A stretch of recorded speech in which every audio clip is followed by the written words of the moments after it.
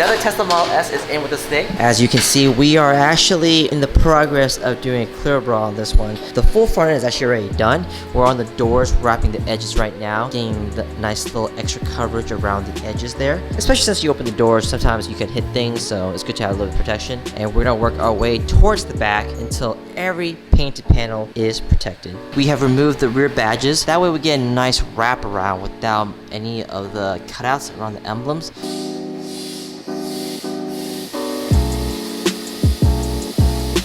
Brand new 2020 Tesla Model S, and it's ready for the Houston roads. The entire Model S is Clearbra from bumper to bumper, so every panel is protected against scratches, rock chips, all that cool stuff. Not only does it add protection, but as you can see, the paint is a lot glossier thanks to the film.